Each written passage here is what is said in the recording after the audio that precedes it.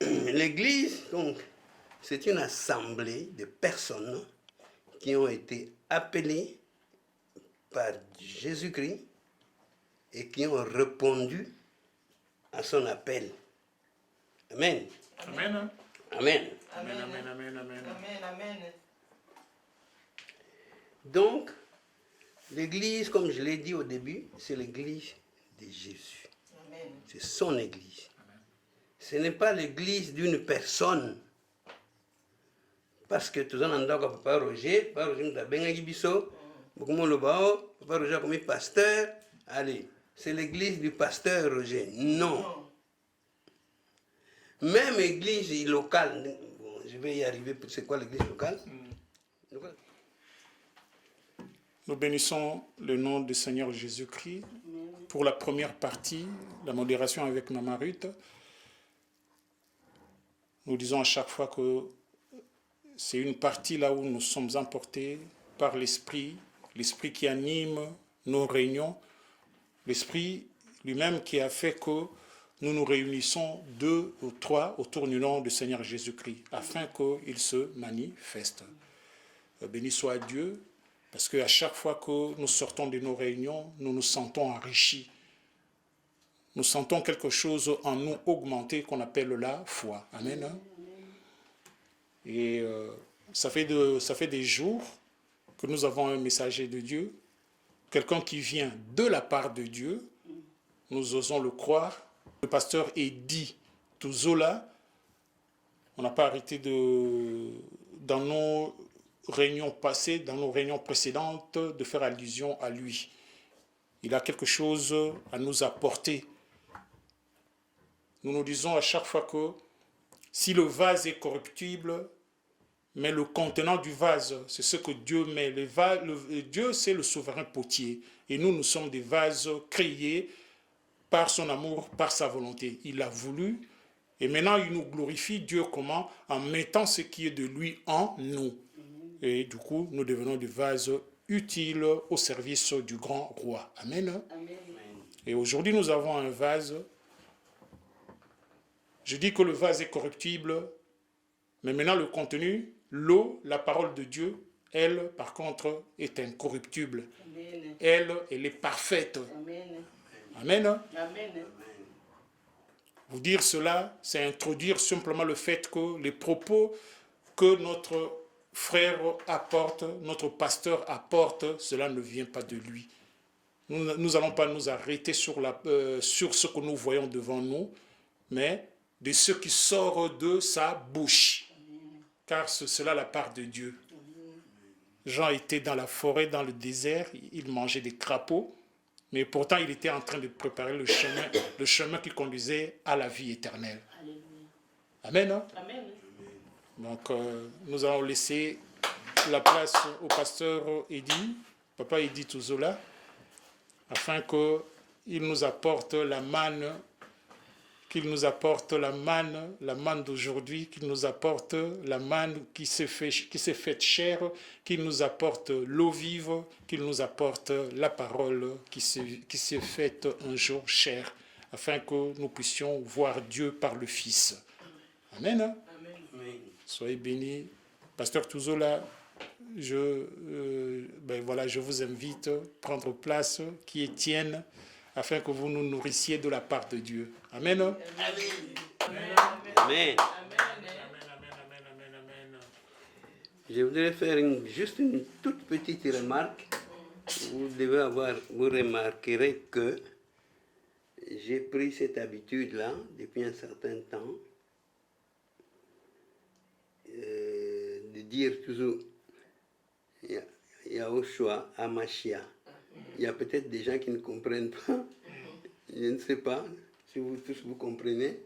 Mais Yahushua Hamashiach, c'est le vrai nom de Jésus-Christ. C'est le vrai nom de Jésus-Christ. Parce que ce nom de Jésus-Christ, ce sont des traductions. Par exemple, en anglais, on dira Jesus Christ. En portugais, c'est un autre nom. En anglais, c'est un autre nom. Mais vous, maman, votre nom de famille, c'est comment? Liaka. Liaka. Est-ce que si tu vas en Angleterre, on va changer ton nom Liaka en anglais? Non. Clara, ton nom de famille c'est comment? Liaka. Si tu vas aux États-Unis, on va t'appeler Liaka en anglais? Hein? Non. Non. Dis sincèrement non. Alors pourquoi nous devons changer le nom de Jésus? Son nom, quand il est né des Hébreux. Son père et sa mère étaient des Hébreux. C'est donc normal que son nom soit en hébreu. Et son nom en hébreu, c'est Yahushua Hamashiach. Ça veut dire Dieu qui sauve. Amen. Le Messie. Hamashiach veut dire le Messie, l'envoyé. Tandis que Yahushua veut dire Dieu qui sauve. Ton nom vient de ton père, Liaka, ça vient de ton père. Alors, Yahushua vient de Yahweh. Yahweh qui est le nom de Jésus. On en parlera un autre jour. Quand on arrivera à ce niveau-là. On n'est pas encore là. Nous venons de chanter là, Dieu Tout-Puissant. Dieu est Tout-Puissant. Il est souverain. Il fait tout selon son vouloir, selon sa volonté. Il y a quelques jours comme ça là, de temps en temps, quand on se voit avec papa José et papa Roger, on parle, on discute. Et on parlait de l'église et on parlait de ce qu'il faisait ici. Quand j'ai rentré chez moi, j'ai pensé beaucoup à ça. Et j'ai compris que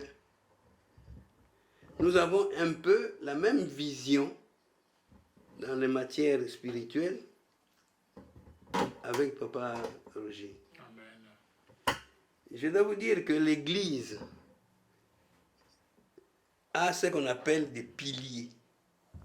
Vous savez, quand vous avez construit une maison, une grande maison, il faut qu'il y ait des piliers qui tiennent cette maison-là. Si un des piliers ou deux ou trois tombent, l'église va s'écrouler. Amen. Amen. Amen. Amen. Amen. L'église a, d'après moi, 5 piliers. Ce n'est pas écrit clairement comme ça dans la Bible, mais on vous explique que telle chose est importante dans la Bible, dans la vie des enfants de Dieu. L'église a 5 piliers. Il y a la vision,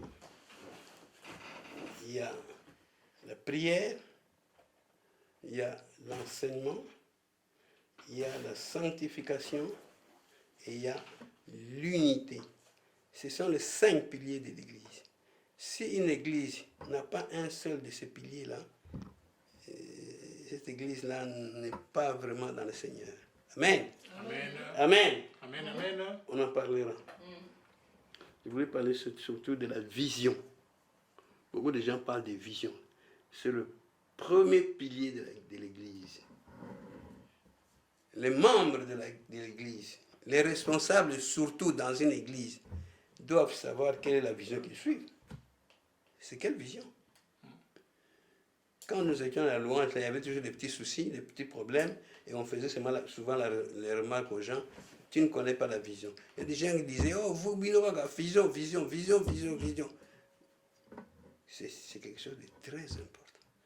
Si vous ne connaissez pas la vision, les membres surtout, et les responsables, vous ne connaissez pas la vision, vous allez marcher en désordre, comme des chèvres, comme on dit. Vous connaissez la vision. Quelle est votre vision? Qu'est-ce que vous suivez? Alléluia. Amen. Alléluia. Amen. Je me suis rendu compte très vite que la vision que moi j'avais dans ma tête et la vision que papa Roger avait dans sa tête se ressemblaient un peu. C'est pourquoi j'ai dit, un jour je viendrai un peu chez vous là, voir ce que vous faites. Nous avons en fait une vision, nous deux. Pas nous deux seulement, hein, il y a d'autres gens aussi, hein, beaucoup. Hein. C'est ce qu'on appelle la vision des dénonciations, des restaurations de l'Église. De l'Église. parce que l'Église a connu beaucoup de problèmes, beaucoup de chambardements, beaucoup de changements, beaucoup de choses qui ne sont pas valables, qui ne sont même pas dans la Bible.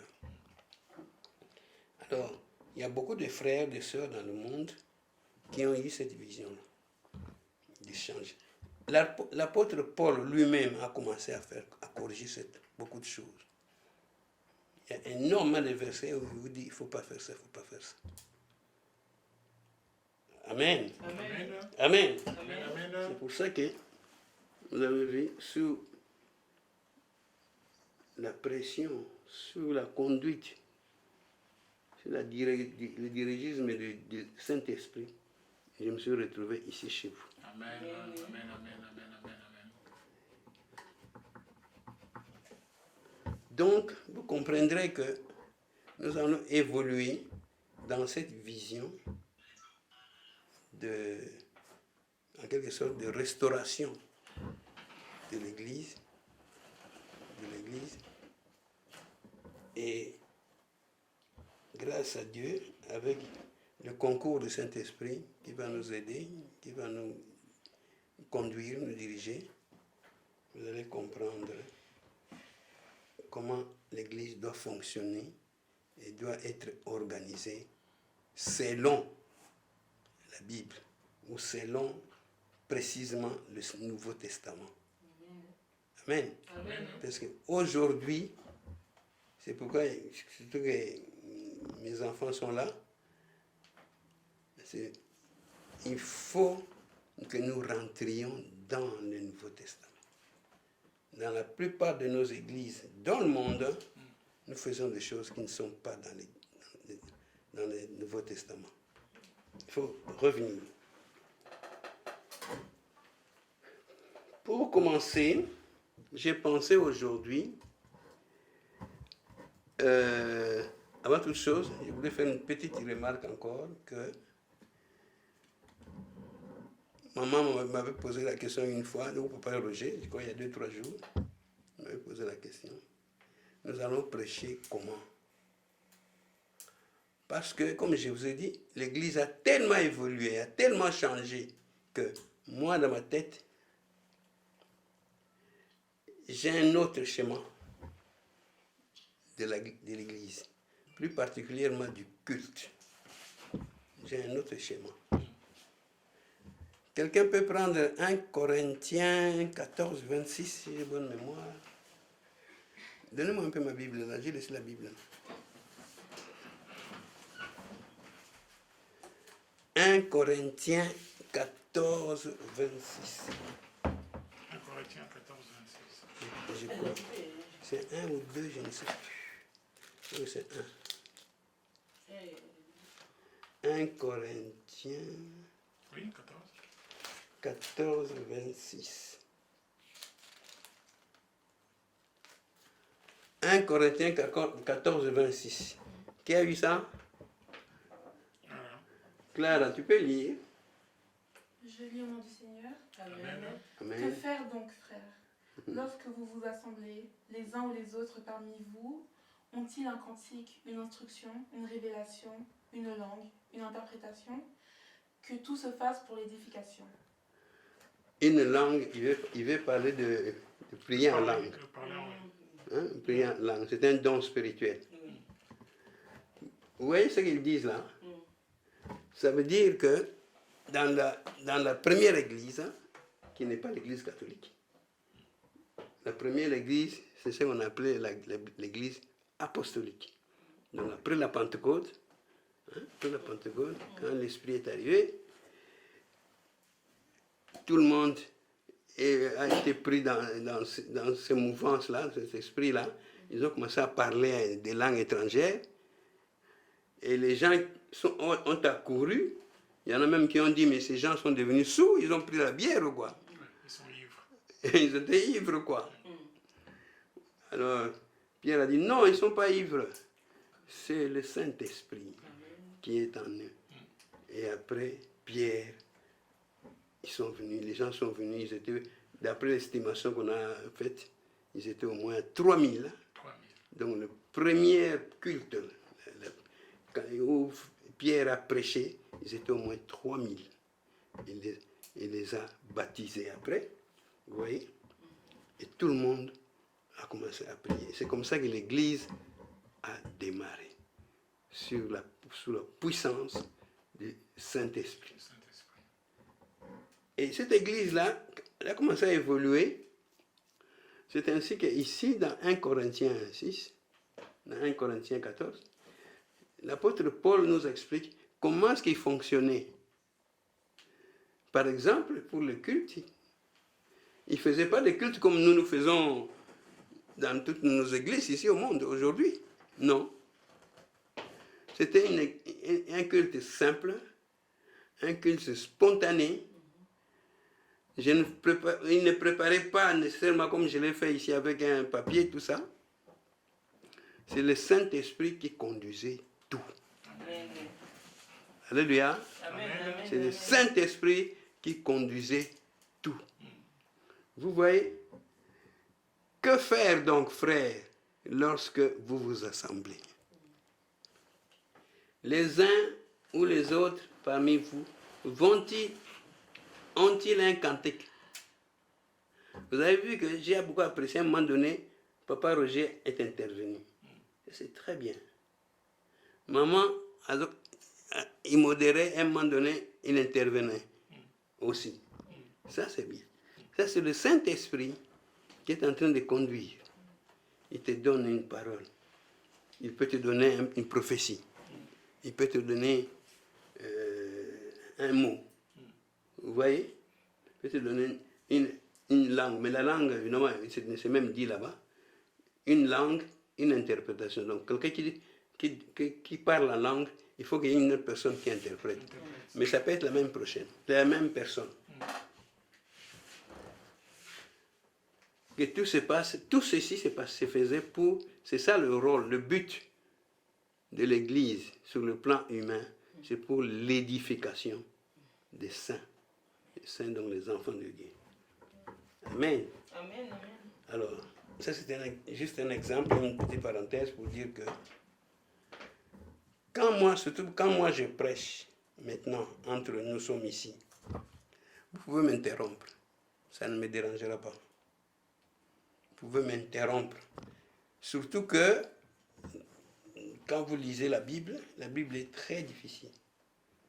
Il a un français très difficile. Les gens ne se rendent pas compte. Non seulement la Bible est difficile, mais beaucoup d'idées qui sont parfois difficiles à comprendre. Et la Bible n'explique pas tout en détail. Vous voyez? Donc, quand je parlerai de la prédication, je vais vous dire, on parlera de ça. Eux, dans la première église, ce qu'on appelle l'église primitive, l'église apostolique, l'église originale, c'est toujours la même église qui a commencé après la Pentecôte, disons avec la Pentecôte. Eux, tout était simple. Il n'y avait pas de préparation compliquée. Il n'y avait pas de rites compliqués. Il faut bina, il faut cela. Non. C'est le Saint-Esprit qui conduisait tout. Amen. Amen. Amen. Amen. Amen. C'est pour ça que je répète, j'insiste. Je vais parler. Vous pourrez m'interrompre si vous voulez.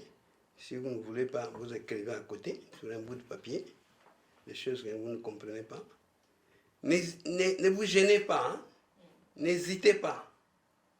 N'hésitez pas. Si vous ne comprenez pas quelque chose, vous notez ça à côté, ou vous me posez la question directement, ou vous notez. À la fin, vous allez me poser la question. Nous faisons beaucoup plus un partage. Amen, amen, amen. Alléluia. Amen. Les premières églises, on ne faisait pas de prédication comme maintenant. Ce que les gens font là dans les églises, c'est ce qu'on appelle un sermon. Quand je parlerai de la prédication, on va y revenir. On appelle ça un sermon. Le sermon aujourd'hui est fait pratiquement dans toutes les églises, catholiques, imbandistes, protestants, tout ce que vous voulez. Mais dans l'église protestante, dans l'église primitive, on faisait le partage mutuel. Amen. Amen. Bon. Maintenant, vous devez savoir que l'église, c'est l'église de Dieu. C'est l'église de Christ. Jésus-Christ a versé son sang pour nous sauver du péché, pour nous racheter. En versant son sang là, il a racheté, il a transformé, il a fait de l'église sienne, donc son église à elle, à lui. Amen. Amen. Amen. Vous pouvez lire ça dans beaucoup de versets, Romains 5, 6, 9, Actes 20, 28, et ainsi de suite. Donc, première chose, première idée, vous devez toujours savoir, nous allons parler aujourd'hui seulement de l'Église. Parce que, avant toute chose, nous devons, comme maman l'a dit, maman m'a introduit, sans le savoir, maman l'a dit, l'Église c'est quoi? Nous sommes à l'Église, nous commençons, nous allons faire des prières, nous allons faire des... Mais l'Église elle-même, c'est quoi? C'est quoi l'Église? Ça vient d'où? Donc, aujourd'hui, si vous voulez que je parle de thème, s'il y a un thème, c'est le thème de l'Église. Oui, moi avec maman, on ne s'était pas entendu. Hein? Vous voyez comment Dieu fait les choses. Et elle ne savait pas de quoi je vais parler. Moi non plus, je ne savais pas ce qu'elle allait parler. Elle commençait à parler de l'Église. Donc, on va parler de l'Église.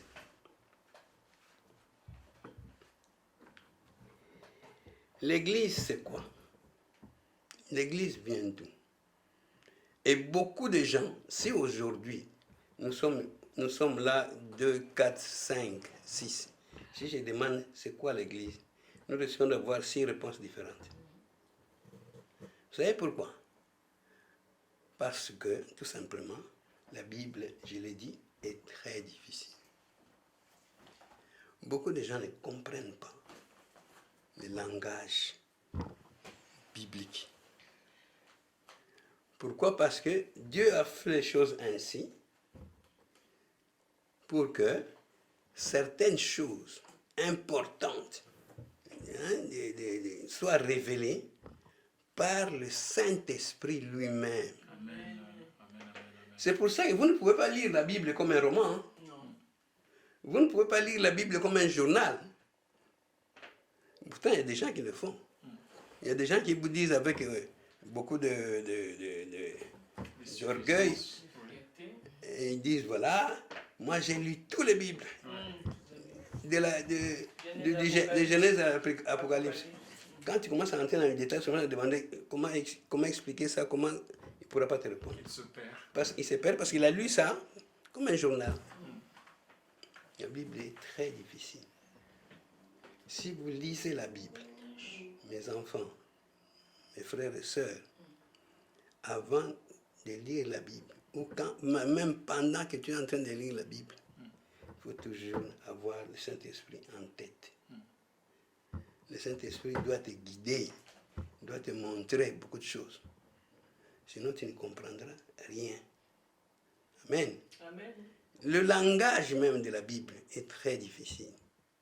Nulle part, tu verras dans la Bible, nulle part, je mets au défi qui que ce soit, où on te dit, l'Église égale ça. Ça n'existe pas. Le royaume de Dieu, c'est ça. Ça n'existe pas. Dieu lui-même est ceci. Ça n'existe pas. Dans la Bible, ça n'existe pas. Pourquoi? Parce que la Bible a un langage imagé. Imagé. La Bible utilise beaucoup plus des images, ce qu'on appelle des images, des métaphores. Métaphore veut dire image. Beaucoup plus ça que des choses concrètes. Mais l'homme, lui, dans son raisonnement, dans sa tête, il aime des choses claires, droites. Vous voyez? Ou des schémas bien droits. Dans la Bible, c'est pas comme ça. C'est pour ça qu'il y a des gens qui disent parfois dans la Bible, ils sortent 2 versets et ils vous disent que les 2 versets sont contradictoires. Ça n'existe pas. Ça n'existe pas. Il n'y a pas de versets contradictoires. Si vous sortez 2 versets contradictoires, c'est qu'il y en a un que vous n'avez pas compris. Alléluia. Amen. Donc, je vous préviens, il faut toujours faire attention avec la Bible. Dieu a voulu ainsi pour que le Saint-Esprit lui-même soit toujours comme notre maître, notre conducteur. Quand vous prenez l'Église dont nous parlons, il n'y a pas de définition claire dans la Bible. L'apôtre Paul, quand il définit la Bible, quand il définit l'Église, il vous donne des images. L'Église, c'est un corps humain, c'est un corps physique, comme le corps de Christ. L'Église, c'est un champ. L'Église, c'est la famille. Vous voyez? Des exemples comme ça. Un royaume des prêtres.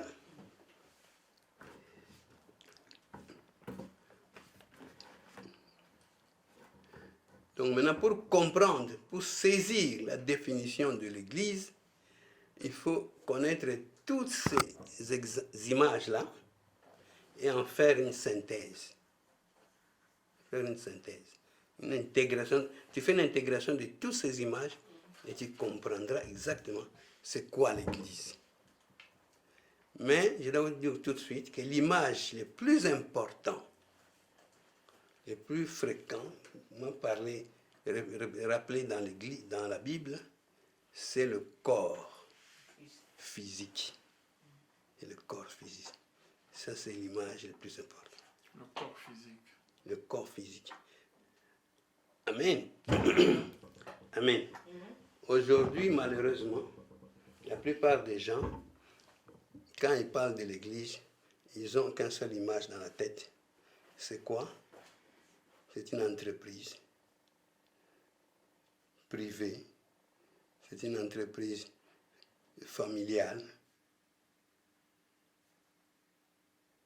Vous voyez? Ce qui est grave. Alors que ça n'a rien à voir. Rien à voir avec la Bible.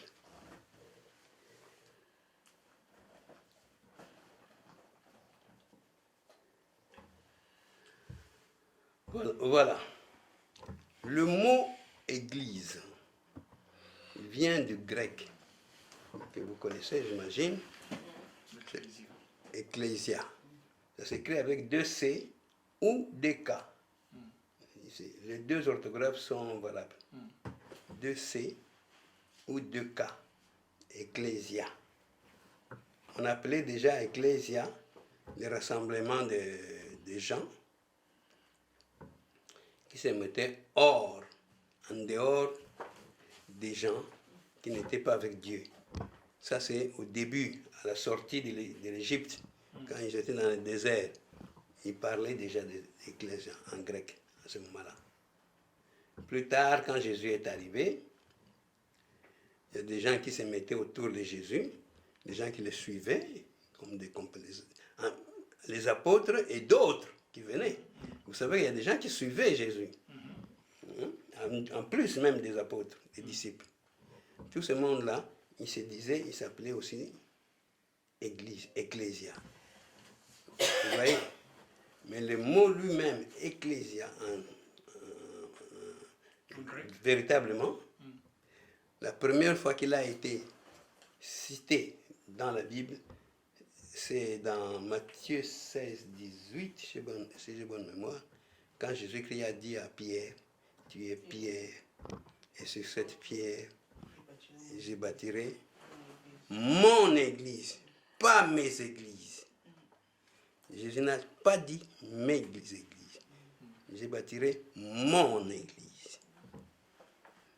Donc, l'église de Jésus-Christ, vous, les hommes, en général, vous, les hommes et les femmes, vous avez morcelé ça, vous avez émietté ça, et c'est devenu des églises aujourd'hui.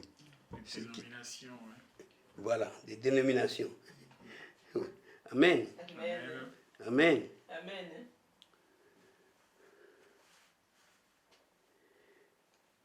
Donc, l'église ecclésia, c'est l'assemblée. C'est la vraie définition, c'est l'assemblée. C'est le rassemblement. Parce que l'ecclésia vient de deux mots grecs, ek et ako. C'est-à-dire, ce sont des gens que Jésus-Christ a appelés pour sortir du monde. Le monde, c'est l'ensemble des pécheurs, des païens. Oui. Il faut toujours que j'explique parce qu'il y a beaucoup de choses qui sont très compliquées. Le monde, quand je parle du monde, je ne parle pas du monde dans le sens humain, non. Dans le sens spirituel. Le monde, c'est l'ensemble des païens. D'ailleurs, papa il nous répète toujours quand il enseigne, il dit quand on parle des choses de Dieu, il ne faut pas ramener par la chair, mais c'est en esprit. Voilà, Il faut dire toujours en esprit, comprendre toujours en esprit. c'est ça. Il faut venir, papa il parle tout le temps comme ça. Qui c'est, papa? Papa Roger. Ah, d'accord.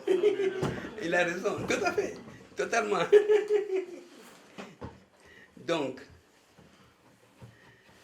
l'église, c'est l'assemblée des gens qui ont été appelés, qui ont été convoqués. L'église, c'est une convocation, c'est un rassemblement des gens qui sont venus pour prier, pour louer, pour adorer Dieu.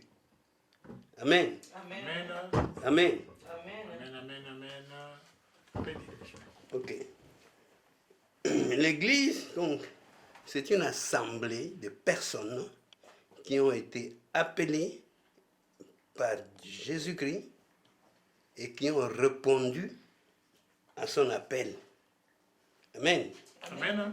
Amen. Amen, amen, amen, amen. Amen. Amen. Donc, l'église, comme je l'ai dit au début, c'est l'église de Jésus. Amen. C'est son église. Ce n'est pas l'église d'une personne. Parce que tout le monde a Papa Roger nous a bien biso, beaucoup le bao, Papa Roger a commis pasteur. Allez, c'est l'église du pasteur Roger. Non. Même église locale, bon, je vais y arriver, c'est quoi l'église locale? Donc, tu vas dire donc, tu as une église locale. Mais l'église locale, c'est l'église à Papa Roger. C'est l'église de Dieu. C'est l'église de Christ. C'est lui qui a formé, qui a fondé. Parce que j'aime ta canisi makambwana vidéo après si vidéo na Papa Roger namtuna que beaucoup tanagana ba maman na ba na tout ça. Papa Roger n'est qu'un instrument que Dieu a utilisé. Vous voyez? C'est comme ça qu'il y a même des gens qui sont allés jusqu'à donner leur nom à l'église. Branhamisme, kimbangisme. Ce que yoki église, ils ont la isme. Il ne faut pas accepter ça. C'est quelque chose, c'est diabolique. C'est diabolique. Ce n'est pas spirituel, c'est diabolique. Dans la Bible, nulle part on parle d'isme et de tout ça. Oh, le chef de l'église, c'est le pape. Non, ça n'existe pas. Le chef de l'église, c'est seulement Jésus-Christ. C'est comme ça qu'on dit l'église est centrée sur Jésus-Christ, qui en est le chef. Amen. Amen. Amen. Amen. Tu avais dit qu'on pouvait, parce que bon... Oui, poser la question, poser. Non, j'allais demander tous les ismes. Nous avons aussi christianisme. La personne a versé, voilà. Mais... Personne a versé, voilà. C'est bien. Personne a versé, on a pas le christianisme. Non, il n'y a pas de verset par rapport à ça. Mais... Ça n'existe pas. Ben, les kimbangistes diront pareil aussi. Hein. Pareil. Les branhamistes diront aussi pareil. Pareil. D'accord. Le mot Tu as bien fait de poser cette question-là.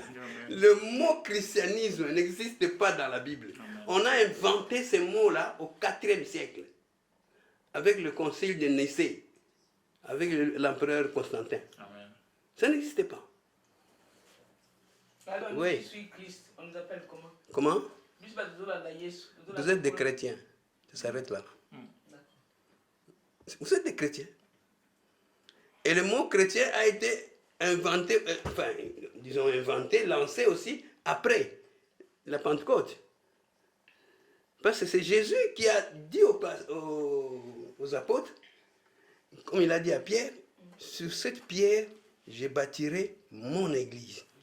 Et ceux qui veulent la suite, dans le verset, on dit, cette église évoluera jusqu'à la fin. Rien, personne, ni quoi que ce soit, ne pourra arrêter cette église. Et ce qu'on a dans Matthieu 24, 14, on dit, l'église va s'étendre, l'église va évoluer jusqu'à l'enlèvement. Personne ne pourra arrêter cette église-là. C'est pour ça qu'il y a eu des persécutions après le Pentecôte, la début là. Mais malgré la persécution, l'église a continué à évoluer. Excusez-moi de vous interrompre, il y a Oui. une question qui me passe par l'esprit. Uh-huh. C'est pareil, hein, comme je l'ai fait avec le christianisme tout à l'heure. Mhm. J'allais vous demander, et maintenant quand on parle du judaïsme, et j'en profite aussi sur ce fait-là dire que tous les ismes, ce n'est pas pour annoncer la doctrine. Quelle doctrine? Nous, par exemple, nous disons que nous sommes dans la doctrine chrétienne. Ouais. Voilà, c'est ton idée à toi. Ah, d'accord. Tu peux penser que l'écléisme, c'est pour annoncer la doctrine. Mais doctrine, ils ont chrétienté. Ce n'est pas biblique. Pour nous, les chrétiens, dans la Bible, il n'y a pas d'isme. Il n'y a qu'un seul Dieu, Yahweh. C'est tout. Avec son Fils, Jésus-Christ. Ça va? Donc il n'y a pas d'isme, il n'y a pas de doctrine. Des questions, les enfants. Les enfants, si vous ne comprenez pas, Jephthé, On pose des questions. mais tu fais quoi là? Allez, assieds-toi. Il dort ou quoi? Non.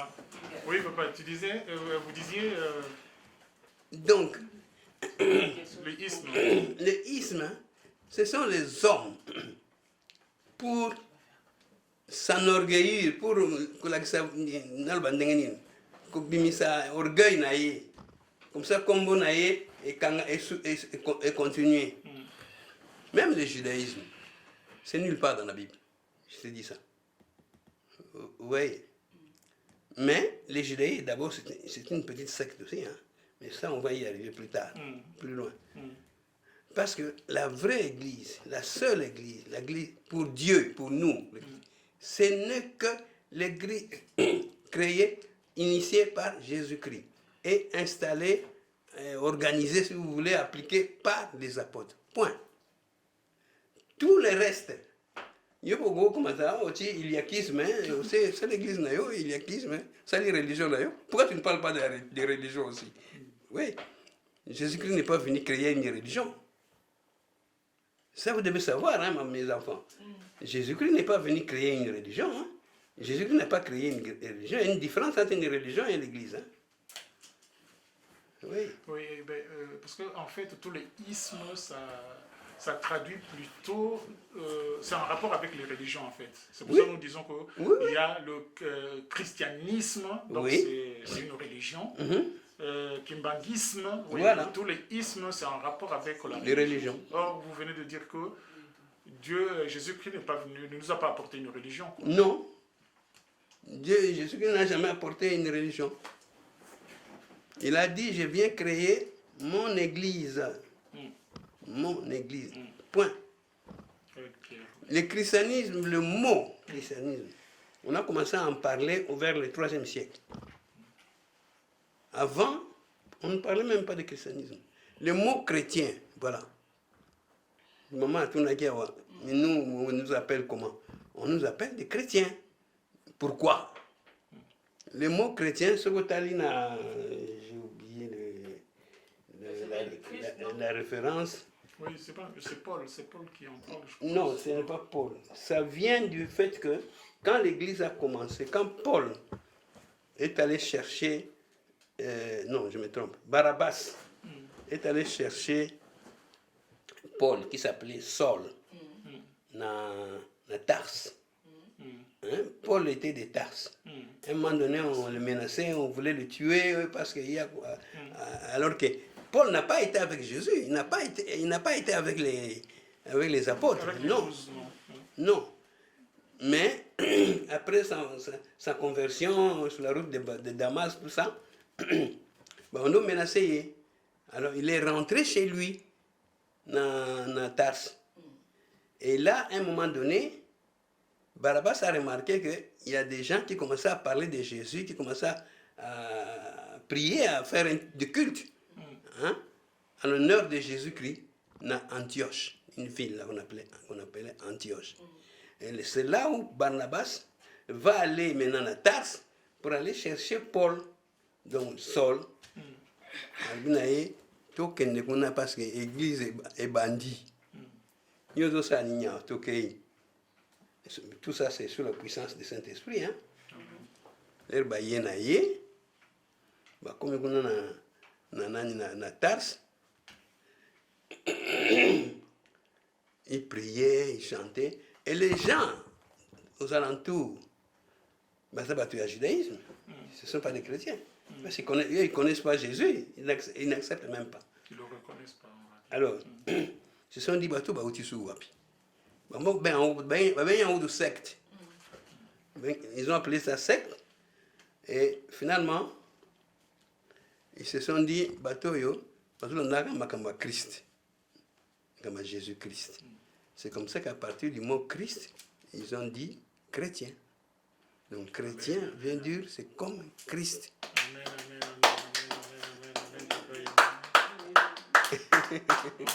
Amen. Amen. Amen. Nous faisons la promesse d'avoir la suite. La suite, elle aura lieu.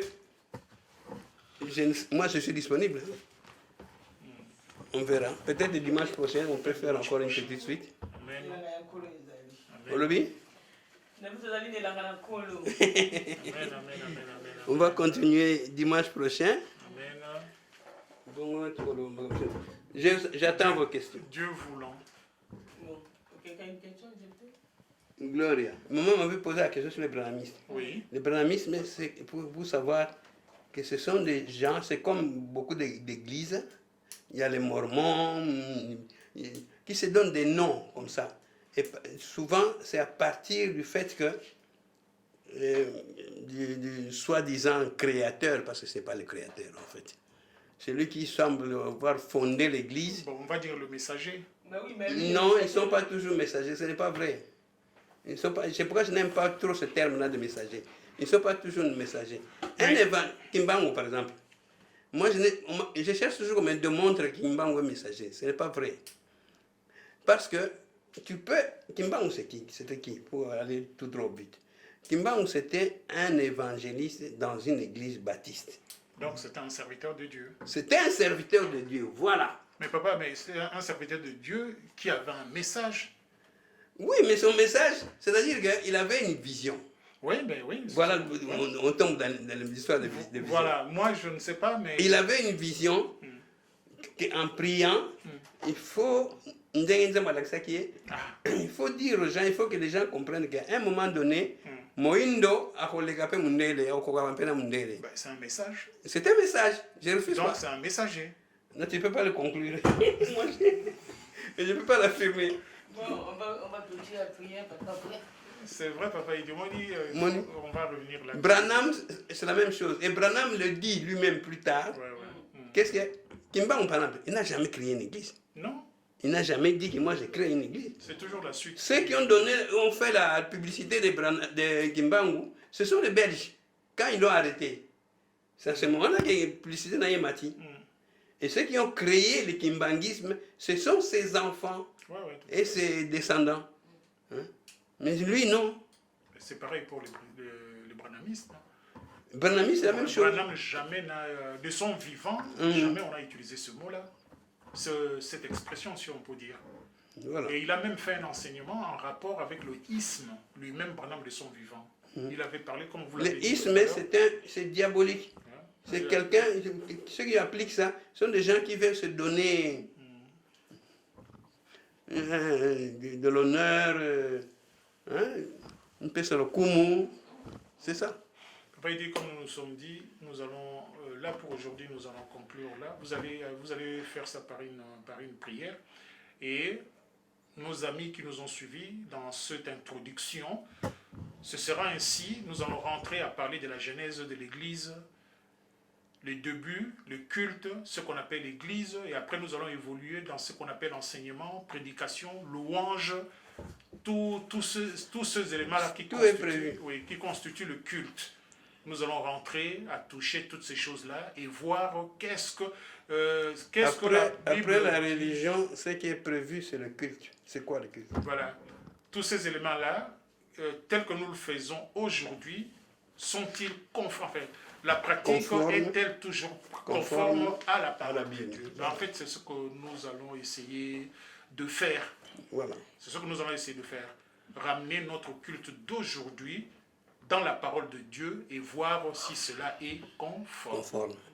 Restaurer l'église comme il a dit. Donc, si vous pouvez nous conclure tout ceci par une prière, Papa Eddy, et puis on dit à nos amis à très bientôt, la prochaine fois. Seigneur, notre Dieu, Dieu Tout-Puissant, nous te disons merci encore une fois pour ce culte que tu nous as permis. Nous avons l'occasion de parler encore de toi-même, parce que tu es le créateur, l'initiateur, et c'est toi-même qui conduis les gens dans ton Église. Merci Seigneur. Tu nous as ouvert les yeux, tu nous as ouvert les oreilles spirituelles pour que nous comprenions comme il faut ta parole. Merci. Tout ceci au nom de Yahushua HaMashiach. Amen. Amen, amen, amen, amen, amen, amen, amen. Que Dieu vous bénisse. Que Dieu vous bénisse. Mon frère, Que Dieu vous bénisse, Papa Eddy.